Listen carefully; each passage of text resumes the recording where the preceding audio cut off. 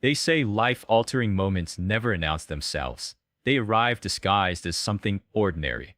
A soft laugh, a child's curious glance, a man kneeling in the dirt with his hands moving like music. I didn't know then that this moment, in a sun-warmed playground, would unravel everything I thought I understood about control and about myself. If you believe in second chances, in unexpected kindness, in stories that prove the world still holds good people, then stick with me.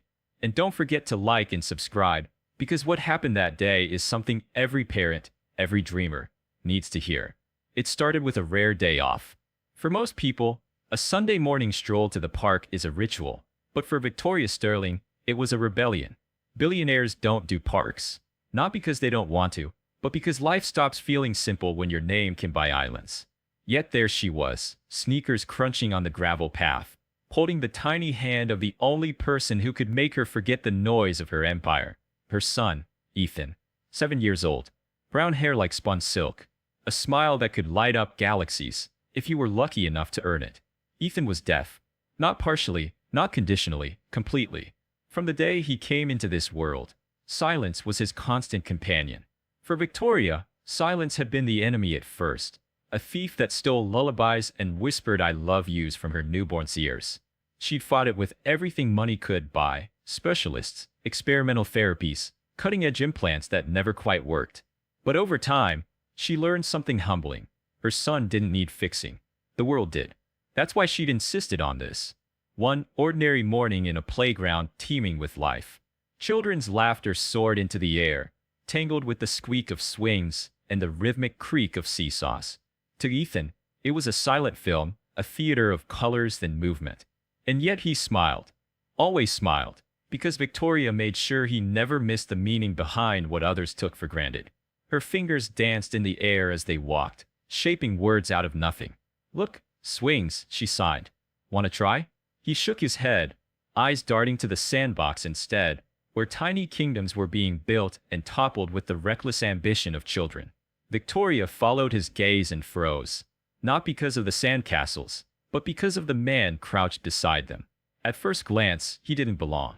Too tall, too solid, his frame bending low to help a little girl mold wet sand into towering spires. His t-shirt clung to shoulders that spoke of strength earned, not bought, its faded letters reading Phoenix Fire Department. A hint of soot still clung to his jeans, like a ghost of battles fought against flames. But what held Victoria wasn't his presence, it was his hands. They moved with quick, precise grace, fingers painting words in the air. Signing, Ethan noticed before she did. His whole body stilled, then vibrated with excitement, a live wire suddenly sparking. Without warning, he bolted toward the man, sand spraying under his sneakers. Panic clawed up Victoria's spine, because billionaires live with the constant fear of headlines and harm, of strangers with motives. She hurried after him, calling his name out of habit even though he couldn't hear, her heart thudding like a drumbeat. By the time she reached them, Ethan was already kneeling in the sand, tiny hands flying in a blur of signs. The man didn't flinch. He didn't hesitate or fumble the way most adults did when confronted with Ethan's language. Instead, he smiled, a slow, easy curve of the mouth, and answered in perfect, fluid ASL. Victoria stopped short, breath caught in her throat like a trapped bird. The world went quiet. Not the literal quiet of Ethan's life, but the heavy, reverent hush of a moment that changes something deep inside you. Because for 7 years, she had lived in a fortress built on wealth and willpower, shielding Ethan from a world that didn't speak his language. And now here was a stranger, a man with sand on his forearms and sunlight in his hair, talking to her son like it was the most natural thing in the world. Ethan laughed. God, that laugh. It wasn't sound, but light. His face lit up like the 4th of July, eyes crinkling, cheeks flushed with joy so pure it almost hurt to watch. He signed something too fast for Victoria to catch, and the man nodded, signing back with an ease that made her chest ache. Looks like he wants to build the tallest tower, the man said suddenly, his voice warm and deep as he glanced up at her. She blinked, startled by the shift from silent dialogue to spoken words. You sign, she managed, her own voice a little rough, like it had been unused for hours. He gave a half-smile that didn't quite reach his eyes, the kind of smile that hides a story. My daughter was born partially deaf, he said, nodding toward the little girl beside him, a delicate sprite with curls the color of honey. She was focused on her bucket of sand, oblivious to the weight of her father's words. Learning to sign wasn't a choice. It was survival. Victoria's throat tightened. She wanted to say something, anything, but all she could do was kneel in the sand and watch as this man, this stranger, gave her son a gift she couldn't buy. Connection. For the next few minutes, the world shrank to a circle of sunlight and soft shadows, where two children laughed without sound and two adults pretended not to notice the gravity pulling them closer. Victoria tried to ignore the details, but her mind cataloged them anyway. The faint scar near his temple, the tired slump in his shoulders, the hands. God, those hands, scarred and strong, yet gentle as they helped Ethan smooth the walls of his sandcastle. She told herself it was curiosity, nothing more. A mother's instinct to know who was sharing space with her child. But when his phone buzzed on the ground and she caught a glimpse of the screen, hospital payment reminder, something shifted. Just a fraction, but enough to lodge in her chest like a splinter. Marcus. His name was Marcus. She didn't know how she knew, only that the little girl had signed it, and Ethan had echoed it with a grin so wide it split his face in two. Victoria Sterling had spent her life mastering patterns, predicting markets, controlling chaos. But as she knelt in that sandbox, sunlight glinting off her diamond watch, watching her son talk to a stranger in the language of their hearts, she realized something terrifying. For the first time in years, she had no idea what would happen next. And deep down, she wasn't sure she wanted to. Victoria had told herself she'd only stay a few minutes, just enough to let Ethan enjoy the sunshine. Then back to the world she understood. Meetings, numbers, control. But as the minutes unfolded, she found herself watching something rare. Her son laughing without sound, his hands a blur as he signed to a little girl named Lily. And Marcus, the man who'd started all this, matched Ethan sign for sign, his movements sure, effortless. He didn't just know the language. He spoke it like it was his own. How old is she? Victoria asked, nodding toward Lily, who was triumphantly planting a twig flag in her half-finished sandcastle.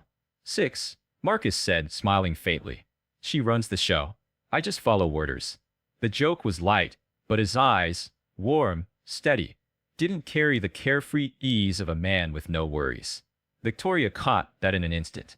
She'd built empires reading faces, and Marcus's had layers. Ethan tugged her sleeve then, signing wildly. Ask if Lily likes superheroes. Before she could answer, Marcus laughed.